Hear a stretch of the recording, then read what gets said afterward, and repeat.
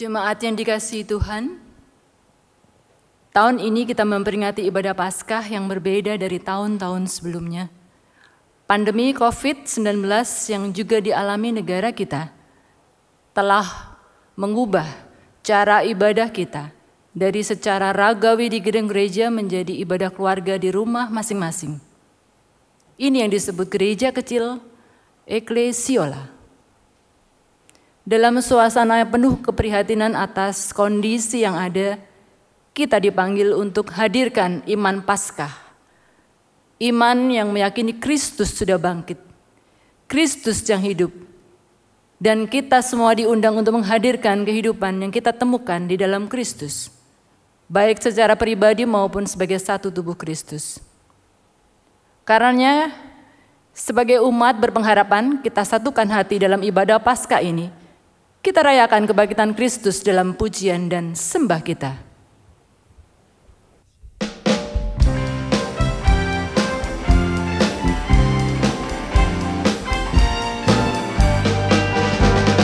Kristus bangkit, soraklah, haleluya. Bumi surga bergema, haleluya. Berbalasan bersyukur, haleluya.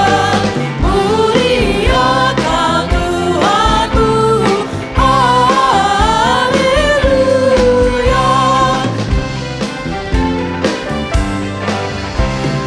Karya kasih-Nya genap, haleluya. Kemenangan-Nya tetap, haleluya. Surya selamat jadikan, haleluya. Takkan lagi terbenam, haleluya.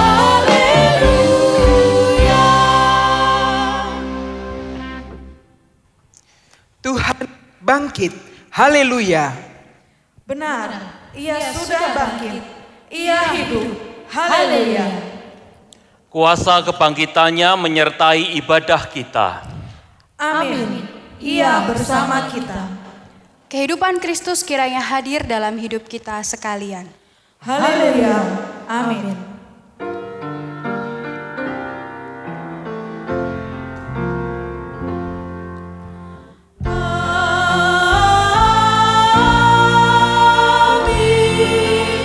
amin,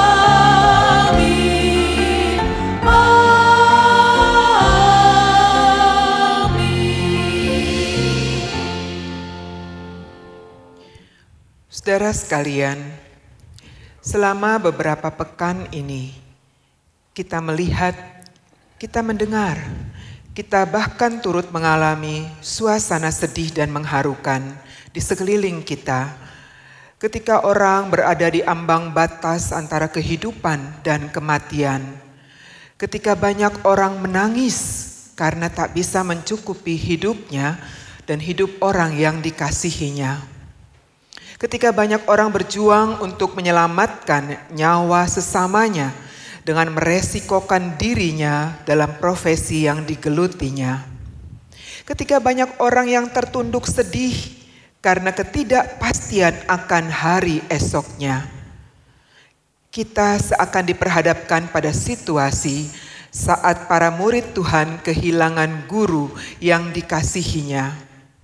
Atmosfer kematian itu meluluh lantakkan seluruh pengharapan mereka, hingga tak lagi berani menjalani hidupnya secara normal.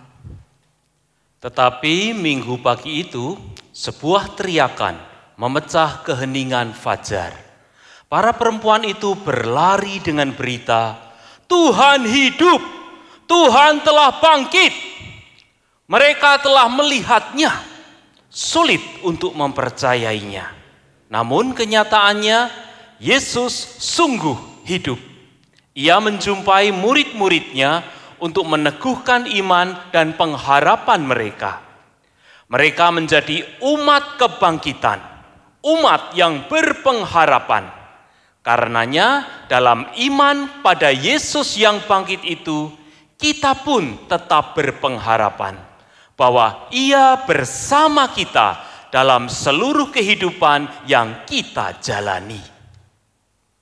Karena itu saudara sekalian, sesulit apapun situasi dan kondisi yang sedang kita hadapi saat ini, mari kita tetap meyakini bahwa Tuhan yang bangkit dan hidup itu juga bersama langkah juang kita menjalani hidup di masa kini. Di tengah kesesakan hidup, Tuhan memanggil kita untuk menghadirkan kehidupannya dalam setiap ucapan dan tindakan kita. Kita nyatakan iman Paskah lewat karya nyata yang berdampak bagi kehidupan. Kita bawakan kasih-Nya yang membangkitkan harapan dan memulihkan kehidupan. Saudara-saudara, mari kita berdoa bersama. Ya Tuhan, kami mengakui akan kerapuhan kami sebagai manusia. Kami kerap goyah dalam menghadapi pergumulan hidup. Ampunilah segala dosa dan kelemahan kami. Kuatkan dan teguhkan kami dalam menjalani kehidupan ini. Bimbing kami dengan Roh-Mu, agar hidup kami berkenan bagi-Mu. buatlah hidup kami bermakna bagi sesama. Dalam anugerah-Mu kami mau hidup dan memuliakan-Mu. Amin.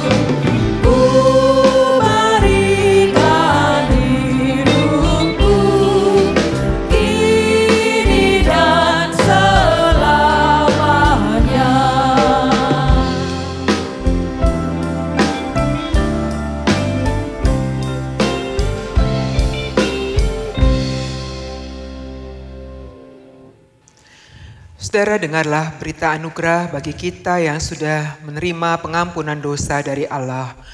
Dan Ia adalah pendamaian untuk segala dosa kita.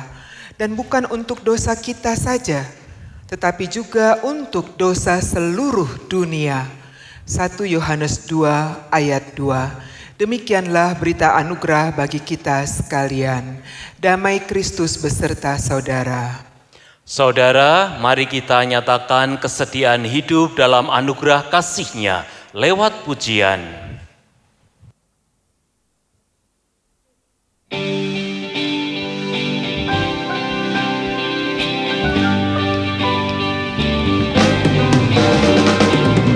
Aku Tuhan semesta, cerita-Mu ku dengar, Kau di dunia yang telah ku selamatkan.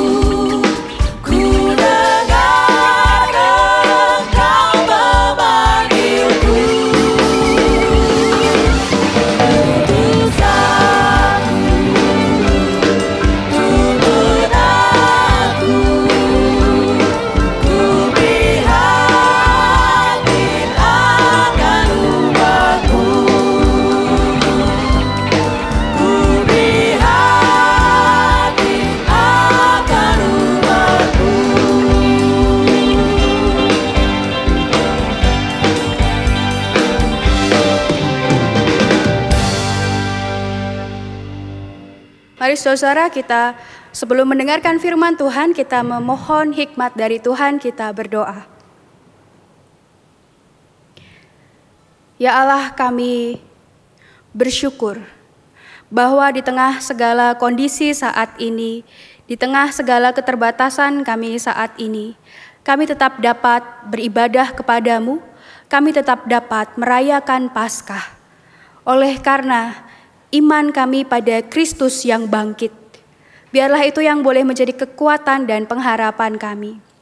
Kiranya Tuhan, sabda Paskah-Mu di minggu pagi ini boleh menyapa setiap kami, boleh membukakan hati dan pikiran kami, sehingga di tengah segala kesesakan yang kami alami, kami tetap percaya, kami tetap beroleh iman dan pengharapan. Terima kasih ya Allah, bersabdalah, kami siap untuk mendengar. Amin.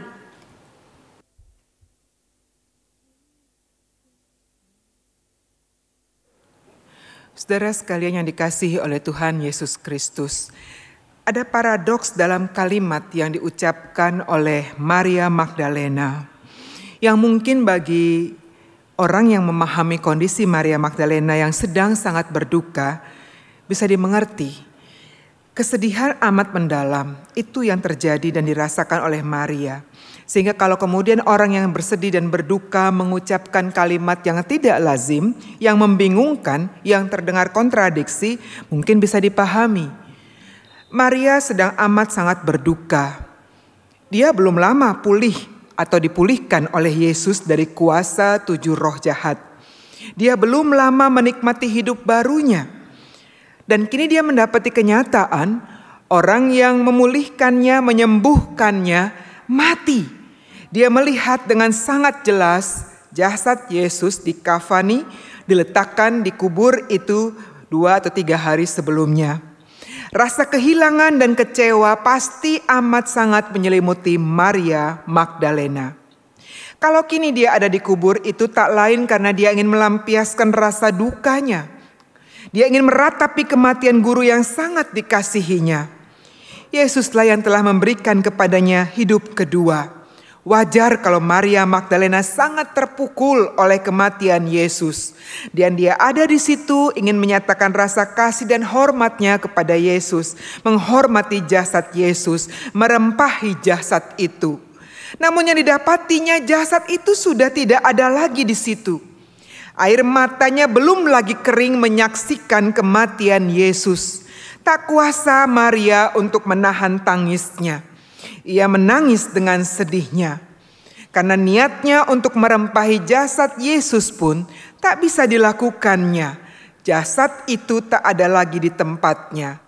Karenanya dengan emosi yang tak tertahankan Maria menjawab pertanyaan dari orang yang menanyainya. Mengapa ia menangis? Dan dia menjawab, Tuhanku telah diambil orang dan aku tidak tahu di mana ia diletakkan. Disinilah kita temukan paradoksal ucapan itu. Maria menyebut Yesus dengan sebutan Tuhanku. Tapi kalimat selanjutnya telah diambil orang. Jelas menunjukkan telah diambil orang. Menunjuk pada jasad atau tubuh yang sudah tidak bernyawa lagi alias sudah mati. Tetapi sebutan Tuhanku menunjukkan pengakuan iman Maria. Bagi Maria, Yesus adalah Tuhan. Yesus bukan sekedar manusia seperti dirinya. Pengalaman pribadinya dipulihkan Yesus dari kuasa 7 roh jahat memberi kepadanya pengenalan bahwa Yesus adalah Tuhan. Dia bukan manusia biasa seperti dirinya. Dan oleh sebab itu dia meyakini Yesus Tuhan yang berkuasa. Bukan seperti dirinya. Tapi di sini kemudian Maria juga mengakui Yesus yang disebutnya Tuhan itu mati. Itu yang disaksikannya. Dan untuk itulah dia datang di tempat itu sesudah lewat masa Sabat. Bukankah harusnya logikanya kalau dia Tuhan, dia tidak mati? Bapak Ibu Saudara sekalian, saya kira kalimat yang diucapkan Maria Magdalena ini mau menggambarkan realitas yang menjadi pergumulan kita saat ini. Pergumulan umat percaya di seluruh dunia. Di dalam atau di tengah realitas kematian itulah Tuhan ada. Baik itu secara harafiah ataupun secara kiasan atau metafora. Bukankah sekarang ini kita sedang menghadapi realita kematian di sekeliling kita? Tapi tidak berarti bahwa Tuhan tidak ada bersama kita di tengah-tengah realitas kematian itu. Kalau itu sebuah kiasan atau metafora yang mau menunjuk pada cara orang hidup tetapi tidak menghadirkan kehidupan, mereka hanyalah membawa kematian. Kita lihat di tengah-tengah realitas yang seperti itu, Tuhan juga ada. Tuhan itu sumber hidup. Dan di sini Maria lewat ucapannya sebenarnya mau menegaskan sebuah keyakinan yang penting, yang juga perlu untuk kita hayati dan resapi saat ini. Dia saat itu datang mau mengatakan, aku yakin Yesus adalah Tuhan dan aku tidak mau jauh dari Tuhanku. Sekalipun aku melihat kematian telah mengambil nyawa Tuhanku. Bagi Maria, Yesus tetaplah Tuhan yang hidup di hatinya. Dan oleh sebab itu Maria mau menyatakan rasa kasih dan hormatnya kepada Yesus.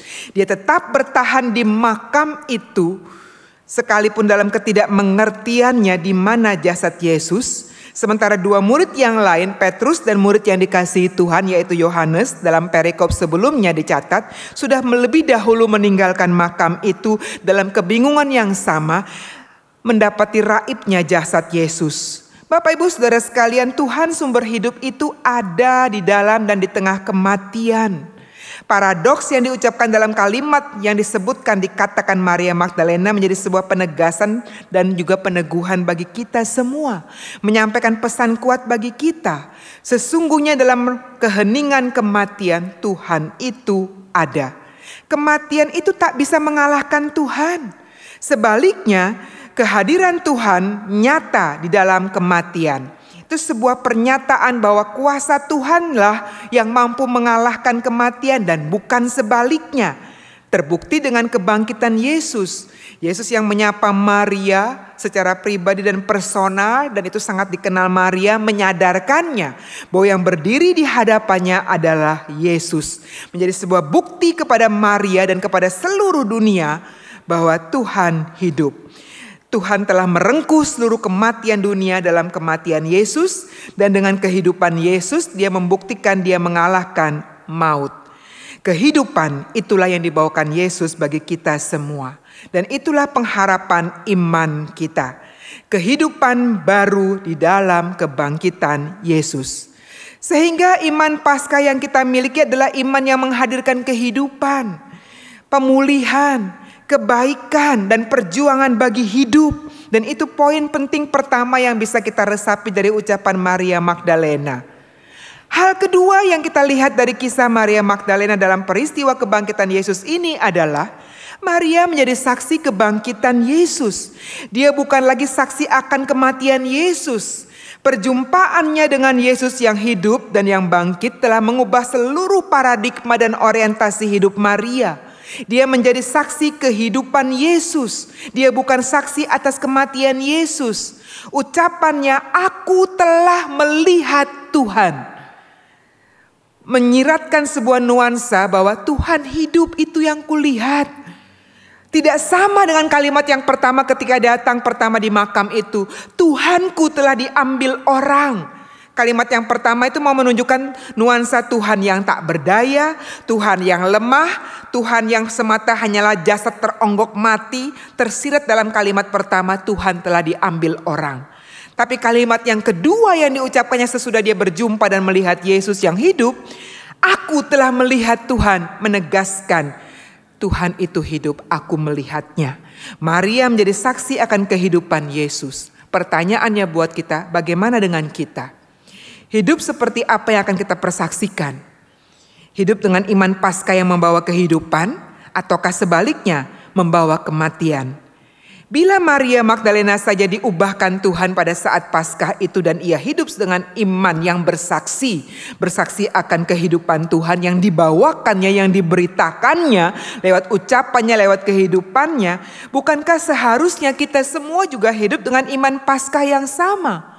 Iman yang menyatakan lewat sikap, perilaku dan kehidupan kita yang berdampak positif, yang memperjuangkan kehidupan.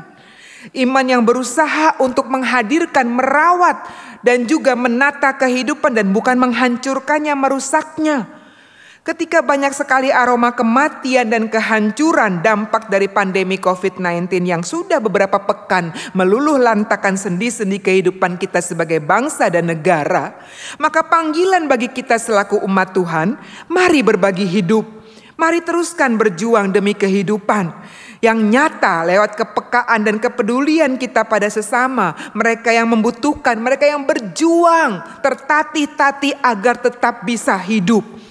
Sehingga kehidupan Kristus menjadi nyata di dalam dan melalui hidup kita sehari-hari. Itulah iman Paskah. Iman yang menjadikan kita saksi kebangkitan Tuhan. Lewat hidup yang bersaksi. Hidup yang berguna bermanfaat bagi kehidupan di masa kini dan masa depan. Selamat merayakan kehidupan Tuhan. Menghadirkan kehidupan Tuhan. Dan menjadi berkat bagi sesama. Amin.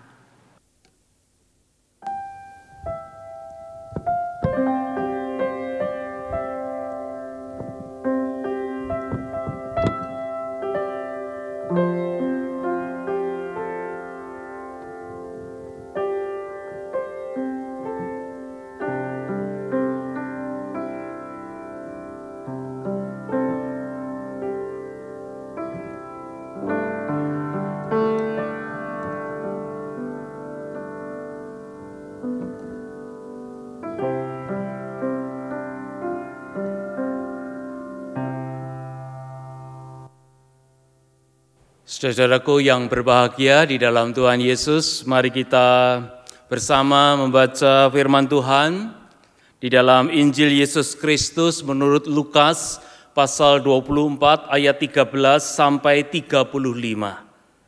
Lukas 24 ayat 13 sampai 35 yang berkata demikian untuk kita. Pada hari itu juga 2 orang dari murid-murid Yesus pergi ke sebuah kampung bernama Emmaus yang terletak kira-kira 7 mil jauhnya dari Yerusalem. Dan mereka bercakap-cakap tentang segala sesuatu yang telah terjadi. Ketika mereka sedang bercakap-cakap dan bertukar pikiran, datanglah Yesus sendiri mendekati mereka, lalu berjalan bersama-sama dengan mereka. Tetapi ada sesuatu yang menghalangi mata mereka, sehingga mereka tidak dapat mengenal Dia. Yesus berkata kepada mereka, "Apakah yang kamu percakapkan sementara kamu berjalan?" Maka berhentilah mereka dengan muka muram. Seorang dari mereka, namanya Kleopas, menjawabnya, "Adakah engkau satu-satunya orang asing di Yerusalem yang tidak tahu apa yang terjadi di situ pada hari-hari belakangan ini?" Katanya kepada mereka, "Apakah itu?" Jawab mereka, "Apa yang terjadi dengan Yesus orang Nazaret? Dia adalah seorang nabi yang berkuasa dalam pekerjaan dan perkataan di hadapan Allah dan di depan seluruh bangsa kami. Tetapi imam-imam kepala dan pemimpin-pemimpin kami telah menyerahkan Dia untuk dihukum mati, dan mereka telah menyalibkannya. Padahal kami dahulu mengharapkan bahwa Dialah yang datang untuk membebaskan bangsa Israel. Tetapi sementara itu telah lewat 3 hari sejak semuanya itu terjadi. Tetapi beberapa perempuan dari kalangan kami telah mengejutkan kami. Pagi-pagi buta mereka telah pergi ke kubur dan tidak menemukan mayatnya. Lalu mereka datang dengan berita bahwa telah kelihatan kepada mereka malaikat-malaikat yang mengatakan bahwa Ia hidup. Dan beberapa teman kami telah pergi ke kubur itu dan mendapati bahwa memang benar yang dikatakan perempuan-perempuan itu. Tetapi Dia tidak mereka lihat." Lalu Ia berkata kepada mereka, "Hai kamu orang bodoh, betapa lambannya hatimu, sehingga kamu tidak percaya segala sesuatu yang telah dikatakan para nabi. Bukankah Mesias harus menderita semuanya itu untuk masuk ke dalam kemuliaannya?" Lalu Ia menjelaskan kepada mereka apa yang tertulis tentang Dia dalam seluruh kitab suci, mulai dari kitab-kitab Musa dan segala kitab nabi-nabi. Mereka mendekati kampung yang mereka tuju. Lalu ia berbuat seolah-olah hendak meneruskan perjalanannya. Tetapi mereka sangat mendesaknya, katanya, "Tinggallah bersama-sama dengan kami, sebab hari telah menjelang malam dan matahari hampir terbenam." Lalu masuklah ia untuk tinggal bersama-sama dengan mereka. Waktu ia duduk makan dengan mereka, ia mengambil roti, mengucap berkat, lalu memecah-mecahkannya dan memberikannya kepada mereka. Ketika itu, terbukalah mata mereka, dan mereka pun mengenal dia. Tetapi ia lenyap dari tengah-tengah mereka. Kata mereka seorang kepada yang lain, "Bukankah hati kita berkobar-kobar ketika ia berbicara dengan kita di tengah jalan dan ketika ia menerangkan kitab suci kepada kita?" Lalu bangunlah mereka dan terus kembali ke Yerusalem. Di situ mereka mendapati ke-11 murid itu. Mereka sedang berkumpul bersama-sama dengan teman-teman mereka. Kata mereka itu, "Sesungguhnya Tuhan telah bangkit dan telah menampakkan diri kepada Simon." Lalu kedua orang itu pun menceritakan apa yang terjadi di tengah jalan dan bagaimana mereka mengenal dia pada waktu ia memecah-mecahkan roti. Demikian saudaraku, sabda Tuhan yang telah kita baca dan kita dengarkan bersama. Berbahagia kita semua yang telah melakukan itu dengan kesungguhan dan kesetiaan. Saudaraku yang dikasihi oleh Tuhan Yesus, kematian Yesus mendatangkan rasa sedih, kecewa, putus asa bagi Kleopas dan seorang sahabatnya. Kata-kata "padahal kami dahulu mengharapkan", itu yang tadi kita dapatkan di Lukas 24 ayat yang ke-21, itu menyiratkan sebuah kekecewaan besar pada diri mereka. Sedih, kecewa dan putus asa. Sampai-sampai berita tentang Yesus yang sudah bangkit, kubur yang kosong, tidak serta-merta mereka percayai. Sedih, kecewa, dan putus asa. Sampai-sampai mereka tidak mengenali Yesus lagi. Padahal bisa dibilang baru 3 hari mereka itu tidak berjumpa, tidak melihat Yesus. Tapi mereka sudah tidak mengenal Yesus. Baru 3 hari. Kalau 30 tahun tidak bertemu, lalu mereka tidak kenal Yesus lagi. Atau ketemu lalu mereka menjadi pangling dengan Yesus, itu wajar. Itu masuk akal. Dulu rambutnya panjang, ketemu lagi sekarang sudah botak pelontos. Makanya pangling. Dulu kutilang, kurus tinggi langsing maksudnya. Sekarang gemuk sekali. Wajar kalau kemudian menjadi pangling. Tapi ini baru 3 hari loh. Mereka sudah tidak mengenali Yesus. Mengapa? Jawabannya saudaraku adalah sedih, kecewa, dan putus asa. Itulah yang menghalangi mata mereka sehingga mereka tidak mengenali Yesus. Dan Yesus disebutkan dalam kesaksian Injil, dia mendatangi mereka. Dan anehnya saudara, Yesus tidak memperkenalkan diri kepada mereka. Sebetulnya apa sih sulitnya Yesus memperkenalkan diri kepada mereka, mereka yang sudah tidak mengenali dia lagi? Apa sulitnya Yesus berkata, "Hei, ini aku, Yesus." Yesus. Apa sulitnya? Sama sekali tidak sulit. Tetapi Yesus tidak melakukan hal itu. Mengapa? Sebab bagi Yesus, action speaks louder than words. Itulah jawabannya. Action speaks louder than words. Bilang aku cinta kamu, itu disukai oleh setiap pasangan hidup. Tetapi kata-kata aku cinta kamu itu sama sekali bukan satu-satunya tolok ukur untuk sebuah cinta. Apa gunanya kita mengobral kata-kata cinta, I love you, you mean everything to me, you are the love of my life, you are the best thing in my life, you're my heart, you're my soul. Tetapi tidak pernah memeluk, tidak pernah mendekap, apalagi mencium.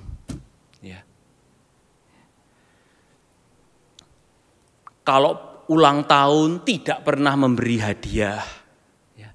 Kalau pasangannya sakit tidak mau mengantar ke dokter. Tidak mau mengantar ke pasar untuk belanja. Kalau badannya pegel juga tidak mau memijati. Tidak mau membuatkan masakan kesukaan pasangannya. Jadi kita lihat ya bahwa kata-kata memang seringkali tidak cukup. Bagi Yesus, action speaks louder than words. Dan kita lihat, Yesus meyakinkan Kleopas dan sahabatnya ini dengan tindakan. Yesus bertindak, sebab dia Tuhan yang sudah bangkit. Dia adalah Tuhan yang hidup. Tuhan yang mati tidak dapat bertindak. Tuhan yang mati tidak bisa melakukan sesuatu. Dan tindakan itu apa? Tindakan itu adalah Yesus mengambil roti, mengucap berkat dan memecah-mecahkannya dalam acara makan bersama. Makan bersama itu adalah aktivitas manusia yang paling keseharian. Dan itu dilakukan oleh mereka di dalam rumah. Tempat keberadaan kita yang paling banyak dalam keseharian. Apalagi hari-hari seperti sekarang ini kita semua akan semakin banyak tinggal di dalam rumah. Jadi apa artinya? Artinya Yesus hidup. Dia hadir, dia berkarya dan dia memberkati kita. Dalam kegiatan kita yang paling sehari-hari dan dalam keberadaan kita yang paling sehari-hari. Dan perhatikan, pada saat itu juga dikatakan, terbukalah mata mereka dan mereka mengenal Yesus. Jadi mereka mengenal Yesus ya, dari apa yang Yesus lakukan. Dan itu melebihi dari apa yang Yesus katakan. Mereka mengenal Yesus bangkit, mereka mengenal Yesus hidup dari apa yang Yesus lakukan untuk mereka. Saudaraku, apakah saudara mengenal Yesus yang bangkit? Apakah saudara mengenal Yesus yang hidup? Kita mengenal dari apa yang Yesus sudah lakukan untuk saudara dan saya. Di dalam penghayatan iman bersama, kita mengenal Dia adalah Tuhan yang hidup, yang memberi kemenangan bagi iman kita. Kita mengenal Dia sebagai Tuhan yang hidup, yang memberikan jaminan untuk kebangkitan kita pada akhir zaman. Nah, dalam penghayatan iman kita, pribadi demi pribadi, sudahkah kita mengenal Yesus? Tentu kita semua punya jawabannya. Saya mengenal Yesus sebagai Tuhan yang hidup, yang sudah menyelamatkan saya dalam kecelakaan lalu lintas di tol. Engkau mengenal Yesus sebagai Tuhan yang hidup, yang telah menolong anakmu sehingga bisa mendapatkan beasiswa untuk studi ke luar negeri. Dia mengenal Yesus sebagai Tuhan yang hidup, yang telah memberkati operasi jantungnya. Mereka mengenal Yesus sebagai Tuhan yang hidup, yang telah memimpin mereka sehingga mereka bisa mendirikan sebuah rumah sakit Kristen di kota tersebut. Itulah kesaksian dari kita, bagaimana kita mengenal bahwa Yesus adalah Tuhan yang hidup dalam kehidupan kita. Saudaraku, sedih, kecewa, putus asa, itu milik orang-orang yang menilai dan mengenal Yesus sebagai Tuhan yang mati. Sukacita, penuh syukur, dan selalu bersemangat, itu adalah milik orang-orang yang mengenal Yesus sebagai Tuhan yang bangkit dan mengalami kuasa kebangkitannya. Sukacita, penuh syukur, selalu bersemangat, itu adalah milik dari orang-orang yang mengenal Yesus sebagai Tuhan yang hidup. Apakah kita sudah mengenal Yesus sebagai Tuhan yang hidup buat kita? Jika ya, berarti sukacita, penuh syukur dan selalu bersemangat, itu juga menjadi milik saudara-saudara dan saya. Tuhan memberkati saudara-saudara. Amin.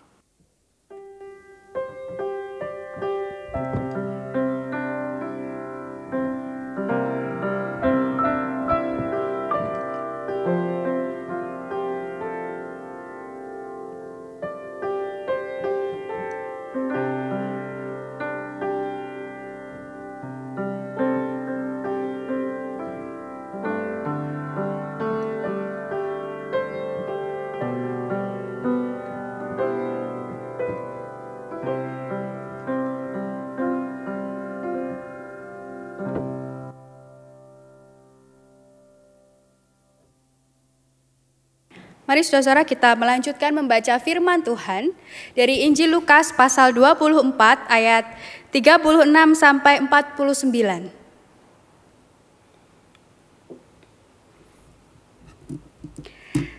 Dan sementara mereka bercakap-cakap tentang hal-hal itu, Yesus tiba-tiba berdiri di tengah-tengah mereka dan berkata kepada mereka, "Damai sejahtera bagi kamu."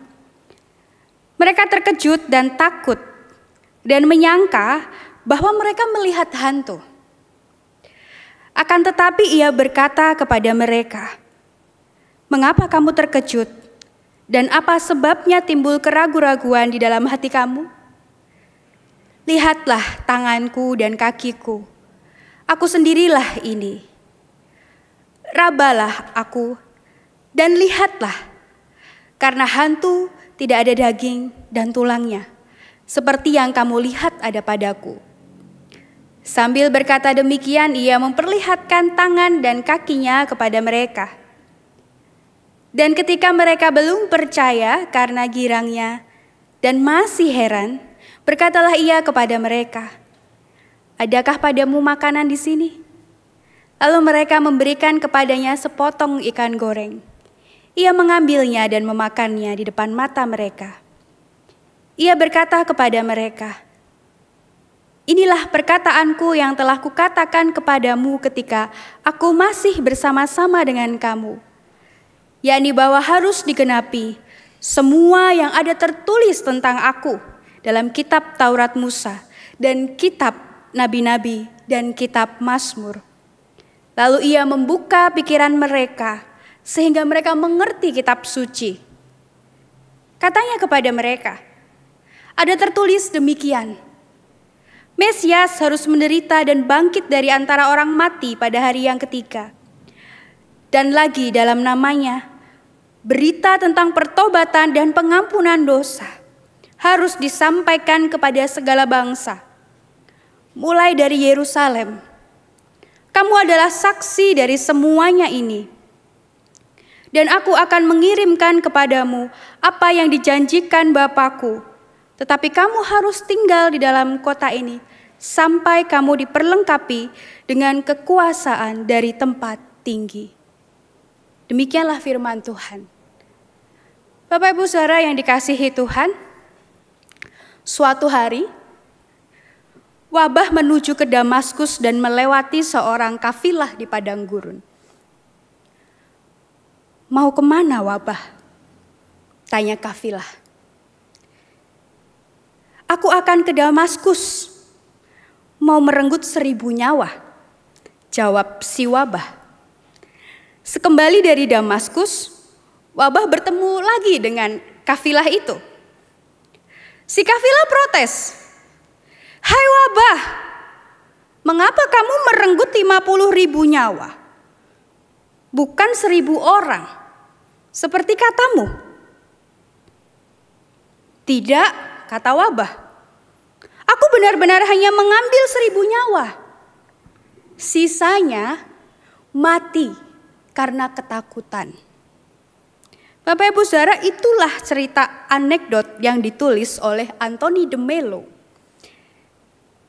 Saudara dikasihi Tuhan, setelah COVID-19 mulai menginfeksi banyak negara, beberapa jurnal psikologi menyebutkan bahwa hal lain yang perlu diwaspadai dalam masa-masa wabah ini adalah gejala psikosomatis sebetulnya. Yaitu ketika saudara-saudara merasakan ada gangguan-gangguan secara fisik. Ya. Mungkin merasa pusing, mual, batuk, sesak atau gejala-gejala yang lain. Padahal saudara tidak sedang sakit apa-apa. Tapi hanya karena pikiran saja, karena ketakutan gitu ya. Sekarang kalau batuk sedikit orang mikirnya corona gitu ya. Orang demam sedikit pikirnya apa saya corona ya gitu. Atau kita pergi jalan gitu, kita sudah pakai masker mungkin. Kita pergi beraktivitas di jalan, pas lagi mau belanja kan harus stok makanan supaya nggak sering-sering gitu. Begitu belanja ada yang batuk di sebelah kita pikir dia sakit apa Bapak Ibu?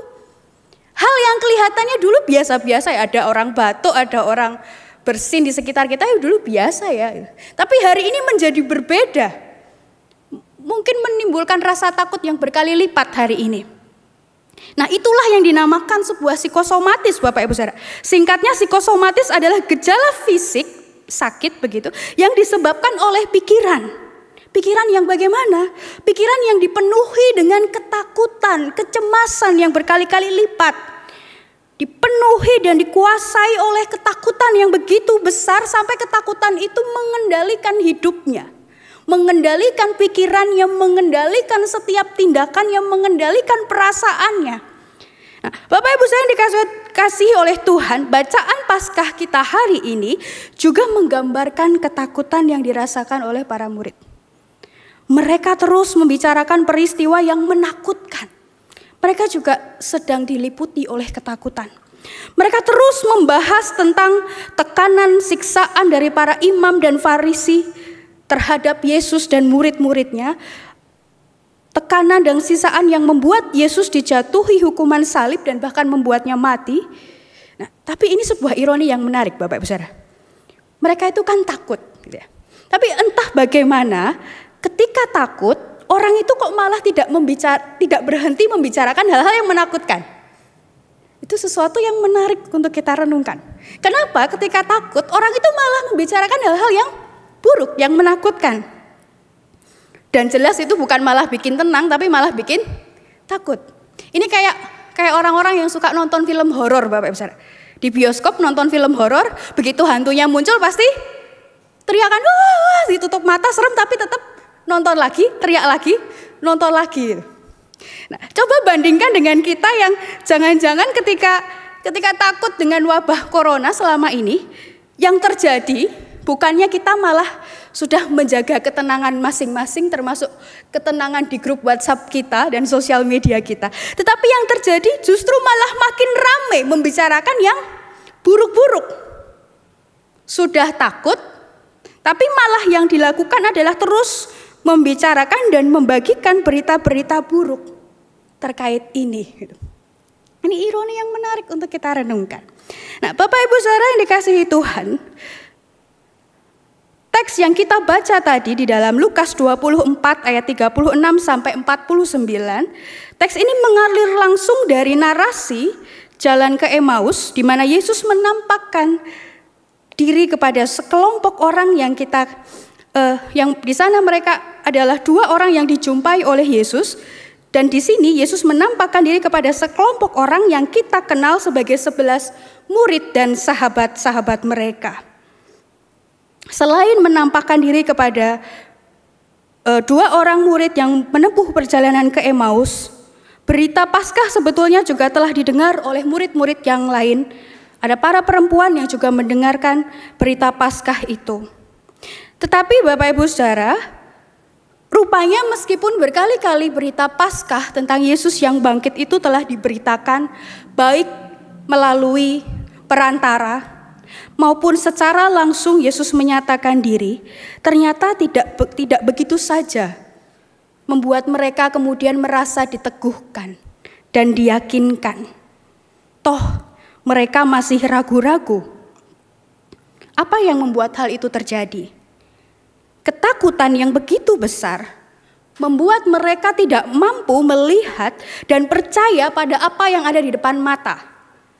Karena dipenuhi dengan ketakutan yang besar, sebagaimana murid-murid, kadang-kadang kita tidak lagi dapat melihat segala sesuatu secara objektif. Perhatikan para murid ini. Ketika Yesus ada di hadapan mereka, mereka kira apa? Tuhan mereka kira hantu. Dan ketika Yesus menunjukkan bukti-bukti kebangkitannya, mereka tetap ragu. Yesus mengatakan, lihatlah tanganku dan kakiku, aku sendirilah ini, rabalah aku dan lihatlah, karena hantu tidak ada daging dan tulangnya seperti yang kamu lihat padaku. Kalimat-kalimat tersebut ingin menegaskan bahwa kehadirannya bukan sebuah ilusi, melainkan sesuatu yang nyata, yang dapat kita lihat, yang dapat kita jumpai, yang kita dapat rasakan kehadirannya. Sayangnya ketakutan para murid begitu kuat. Ketika ketakutan menguasai kita, apa yang sebetulnya adalah ilusi, mungkin imajinasi, gambaran, seringkali malah mengalahkan apa yang sebetulnya adalah sebuah kenyataan di depan kita. Bapak Ibu saya yang dikasihi Tuhan, takut atau tidak takut itu bukan soal perkara iman. Tetapi iman kita itu mempengaruhi bagaimana kita mengatasi rasa takut yang kita punya. Bapak Ibu saya yang dikasihi Tuhan, Yesus mengerti ketakutan yang dirasakan oleh para murid. Ketika ketakutan menguasai kita, seperti apa yang terjadi pada para murid Bapak Ibu Saudara, berita sebaik apapun kita tidak akan percaya. Apalagi menerimanya dengan sukacita. Dan Yesus memahami betul apa yang dialami oleh para murid itu. Sehingga ketika ia menjumpai mereka, Yesus tahu apa yang paling mereka butuhkan, yaitu damai sejahtera. Yang paling dibutuhkan oleh orang-orang yang takut adalah damai sejahtera. Dan oleh karena itu kata-kata pertama Yesus kepada para pengikutnya adalah damai sejahtera bagimu. Yesus sedang menegaskan suatu kedamaian yang kadang-kadang muncul dari sebuah keadaan yang seolah-olah kita dalam ketiadaan iman. Yang kedua, Bapak Ibu Saudara, ketakutan membuat kita tidak melakukan hal-hal yang seharusnya kita lakukan. Dan malah sebaliknya, hal-hal yang tidak seharusnya kita lakukan. Misalnya, seharusnya kita tidak memborong masker medis. Tapi orang malah memborong masker medis. Kalau kita bukan tenaga medis, harusnya kita tidak memborong masker medis.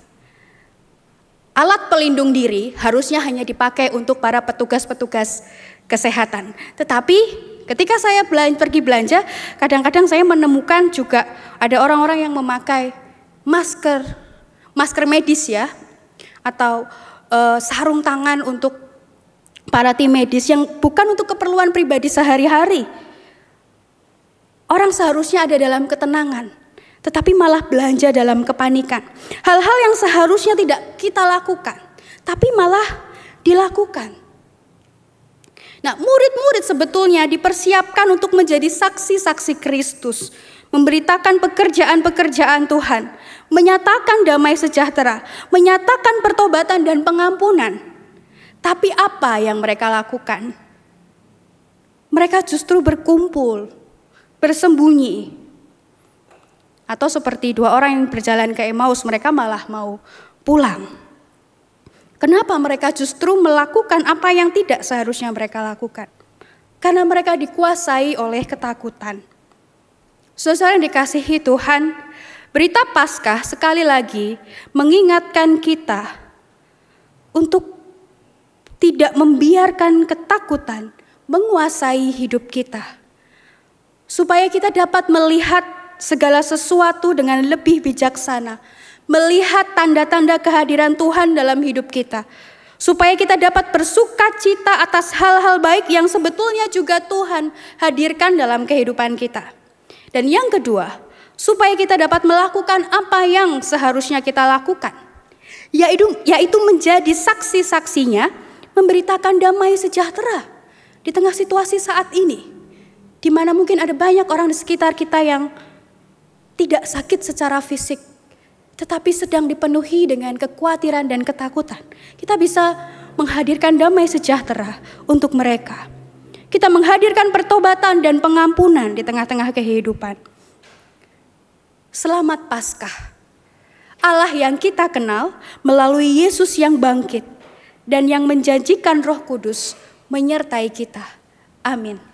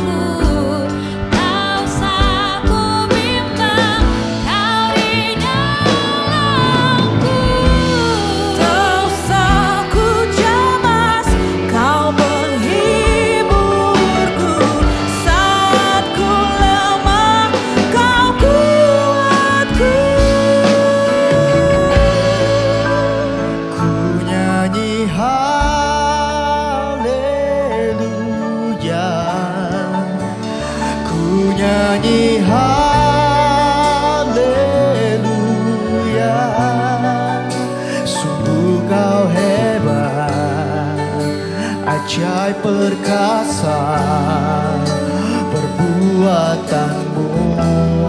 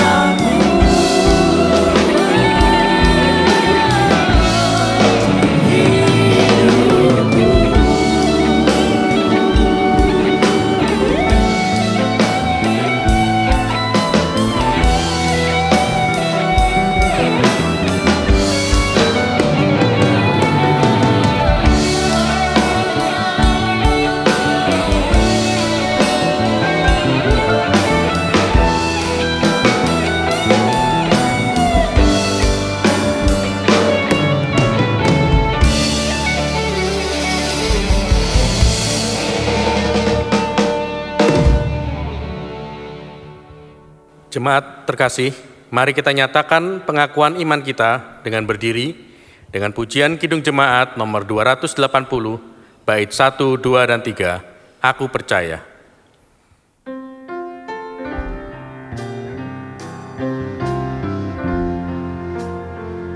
Aku percaya Allah yang kekal, yang oleh sabda kita kenal, Bapa pencipta alam semesta, yang mengasihi manusia. Aku percaya Putra Tunggalnya yang disalibkan di Golgota, yang dari kubur bangkit dan menang, naik ke surga dalam terang. Aku percaya pada Roh Kudus yang mendiami kita terus. Aku percaya gereja yang besar, ku jadi suci di dalamnya.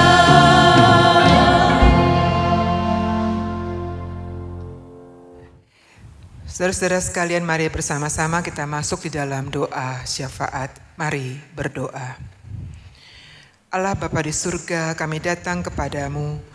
Sehati kami ingin berdoa bagi saudara-saudara kami yang saat ini dalam perawatan dan pengobatan karena penyakit yang dideritanya, mereka yang di rumah atau di rumah sakit bersama dengan keluarga yang mendampingi dan melayani. Berikanlah berkat-Mu, pulihkanlah, tolonglah mereka, agar kiranya segala yang terbaik boleh mereka alami dalam kondisinya. Kami berdoa juga bagi saudara-saudara kami yang saat ini juga dalam pengobatan karena terinfeksi virus corona. Baik mereka yang dirawat di rumah ataupun juga di tempat-tempat yang dibentuk pemerintah kami untuk merawat dan mengobati mereka. Mereka yang terus berjuang untuk bisa hidup. Tuhan berikan belas kasih-Mu, tolonglah agar kiranya semua pengobatan yang dilakukan, semua dokter, para medis, semua peralatan medis yang diberikan bisa menolong mereka untuk bisa mendapatkan kesembuhan. Tuhan berkatilah. Kami berdoa juga ya Tuhan untuk semua pasien ODP ataupun PDP yang semua dalam pemantauan. Tuhan, kami percaya Engkau yang punya kuasa. Berikanlah berkat-Mu agar kiranya kondisi kesehatan mereka mampu untuk bisa mengatasi akan infeksi virus ini dan berangsur-angsur mereka bisa pulih dan kemudian sehat kembali. Kami berdoa Tuhan untuk berbagai elemen masyarakat, para relawan yang berjuang untuk bisa mengadakan alat pelindung diri yang akan diperbantukan untuk segenap dokter maupun para medis di berbagai rumah sakit dan instansi kesehatan lainnya. Biarlah Engkau juga berkati semua para relawan, mampukan mereka untuk bersehati, bersemangat, kuat dan sehat dan terlindungi. Agar upaya mereka, pengorbanan mereka, perjuangan mereka, belas kasih mereka untuk membantu pemerintah, membantu sesamanya ini bisa juga mendapatkan juga pertolongan Tuhan, mereka terlindungi dan upaya mereka, tujuan mereka itu juga dapat tercapai. Kami berdoa untuk pemerintah kami berdoa untuk semua aparat, polisi, Satpol PP, TNI yang juga bergerak bersama bahu-membahu dalam mengatasi kondisi dan situasi ini beserta seluruh elemen masyarakat. Kami percaya Tuhan tujuannya sama, bagaimana kami sebagai sebuah bangsa, sebagai sebuah negara bisa mengatasi wabah virus corona di negara kami. Maupun juga berbagai negara lain yang juga turut berjuang bersama-sama sebagai sebuah keluarga besar bangsa di dunia ini. Tuhan tolonglah beri belas kasih-Mu. Biarlah upaya kemanusiaan ini juga pada waktunya juga boleh mampu mengatasi segala persoalan yang kami hadapi ini. Pada saatnya pandemi ini dapat teratasi.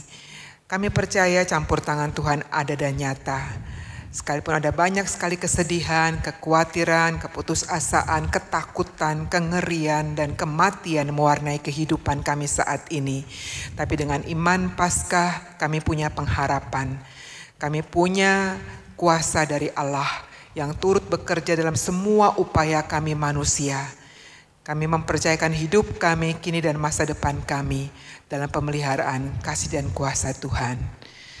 Kami menyerahkan juga anak-anak kami yang juga harus saat ini berada di rumah dan juga studi secara online. Tuhan tetap berkati mereka. Kami menyerahkan juga para orang tua dalam kondisi mereka yang rentan. Tuhan berkati juga mereka dan kesehatan mereka. Ya Allah, dengarkanlah doa dan permohonan kami. Dalam hidup ini Tuhan, kami tidak dapat menghindar dari permasalahan. Dan situasi sekarang ini dengan penyebaran COVID-19, penderitaan dan permasalahan itu datang semakin bertubi-tubi. Kami teringat Tuhan, kepada mereka yang telah kehilangan orang-orang yang dicintai dalam keluarganya. Kami teringat kepada mereka yang tidak memiliki pekerjaan, yang dirumahkan, yang usaha bisnisnya sepi, yang penghasilannya berkurang banyak atau malah tidak memiliki penghasilan lagi. Oh Tuhan, tolonglah mereka, biarlah Engkau mau berbelas kasih kepada mereka. Kiranya Tuhan juga mau menyelamatkan mereka melalui anak-anak-Mu Tuhan yang sosial ekonominya sudah mapan dan tidak terpengaruh oleh dampak COVID-19 ini, supaya mereka boleh Tuhan pakai untuk menjadi saluran berkat bagi sesamanya yang saat ini menderita dan hidup di dalam kekurangan. Kami sebagai gereja, kami juga terdampak di mana penerimaan persembahan kami menurun drastis.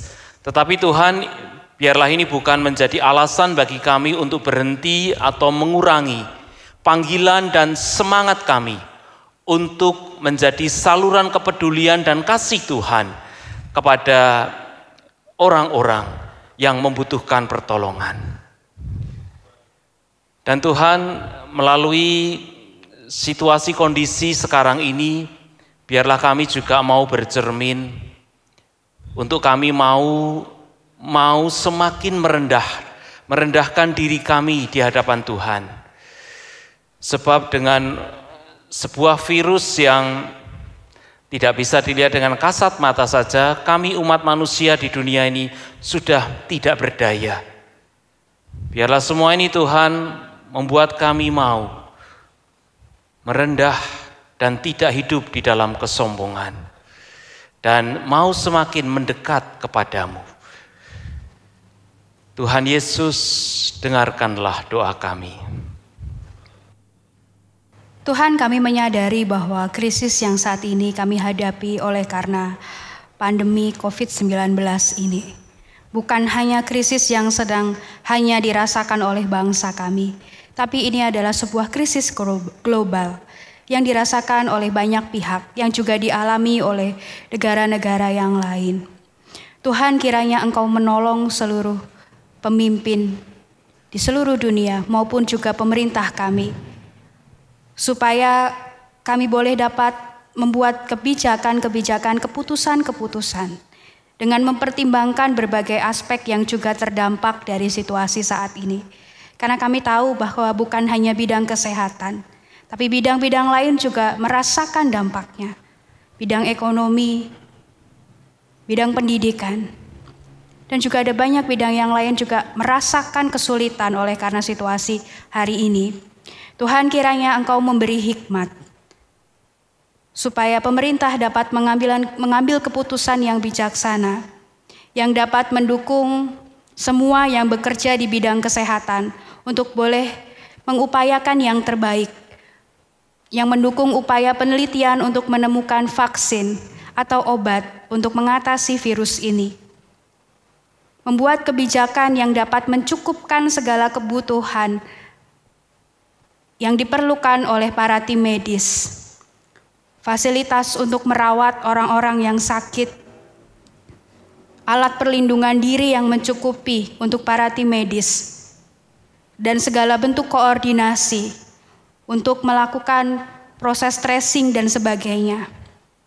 Tuhan yang juga menolong pemerintah dalam membuat kebijakan yang dapat menenangkan masyarakat, yang dapat menghimbau dan mengedukasi masyarakat dengan benar, supaya mereka bukan hanya bertanggung jawab pada dirinya, tetapi juga ikut menjaga kesehatan orang-orang di sekitarnya. Kiranya Tuhan juga menolong pemerintah supaya dapat membuat kebijakan yang baik untuk pendidikan yang saat ini juga prosesnya berubah. Kiranya Tuhan juga memberi hikmat untuk pemerintah dalam mengambil keputusan terkait ekonomi yang sekarang ini mungkin sedang terpuruk, sedang sulit, supaya nantinya boleh kembali dipulihkan, supaya nantinya semua boleh kembali berjalan dengan baik. Kiranya kami juga sebagai warga masyarakat boleh lebih bijaksana juga dalam mengungkapkan pendapat maupun juga dalam mengikuti setiap himbauan yang diberikan oleh pemerintah. Terima kasih ya Allah, kami percaya bahwa Engkau selalu menyertai kami meskipun dalam segala kesesakan dan kesulitan hidup yang kami rasakan. Biarlah iman pada Kristus yang bangkit, yang boleh menguatkan kami melewati hari-hari yang penuh dengan tantangan dan kesulitan ini. Di dalam nama Kristus yang telah mengajar kami berdoa, demikian kami naikkan doa ini. Bapa kami, dikuduskanlah namamu. Datanglah kerajaan-Mu, jadilah kehendak-Mu di bumi seperti di surga. Berikanlah kami pada hari ini makanan kami yang secukupnya, dan ampunilah kami akan kesalahan kami, seperti kami juga mengampuni orang yang bersalah kepada kami. Dan janganlah membawa kami dalam pencobaan, tetapi lepaskanlah kami dari yang jahat. Karena Engkau yang punya kerajaan dan kuasa, kemuliaan sampai selama-lamanya. Amin. Saudara-saudara sekalian, kebangkitan Yesus menjadi tonggak beriman kita yang membuat kita hidup dalam pengharapan. Karenanya kita bersyukur, iman pada Yesus membuat kita memiliki kehidupannya yang kekal sifatnya. Kehidupan Kristus itulah yang menghadirkan lewat segenap karya layanan gereja di tengah realitas hidup. Karenanya marilah kita ambil bagian mendukung karya kasih Kristus lewat kehidupan menggereja yang menjadi berkat melalui persembahan hati yang memuliakan namanya. Kami memberi kesempatan jemaat menyampaikan persembahan syukur melalui beberapa cara. Bisa menitipkan ke gereja di jam kantor gereja Senin, Jumat mulai pukul 8 sampai pukul 14.30 atau hari Sabtu pukul 8 sampai pukul 12. Atau bisa pula dengan ditransfer ke rekening atau juga melalui QRIS Gereja GKI Indonesia. Dan marilah kita naikkan pujian persembahan kita.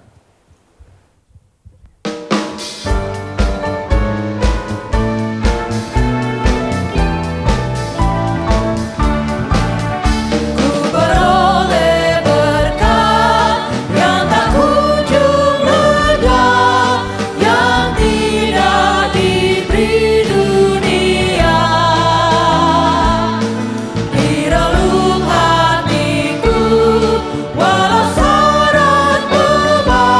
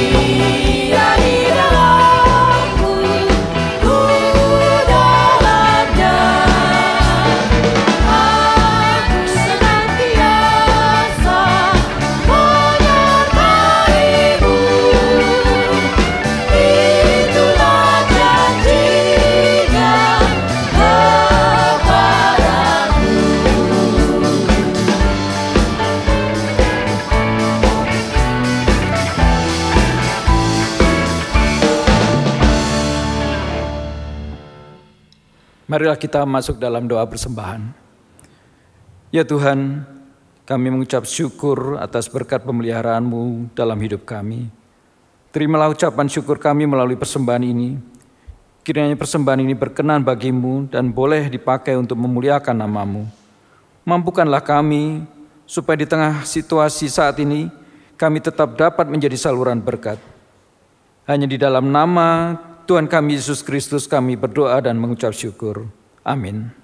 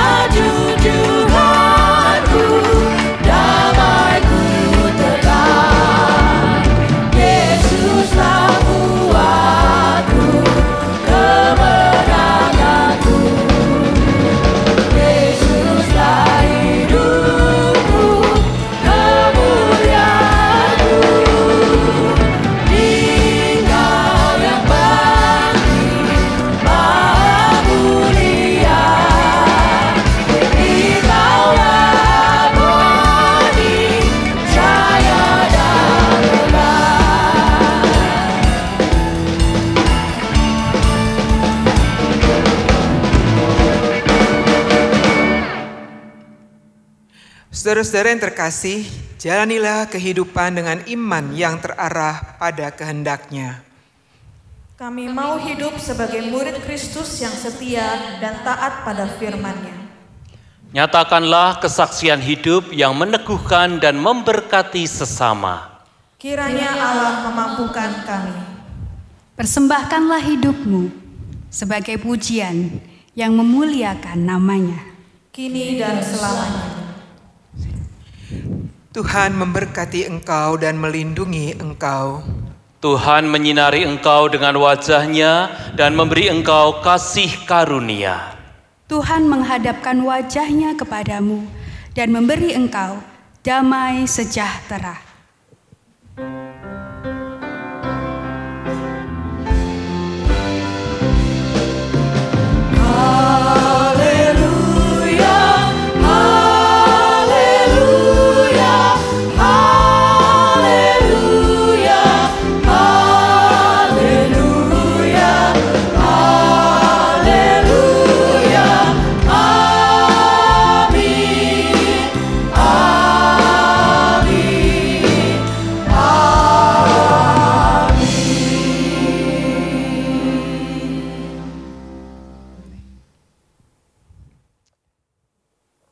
Bapak, Ibu, Saudara terkasih dalam Tuhan Yesus, demikianlah ibadah Paskah kita hari ini.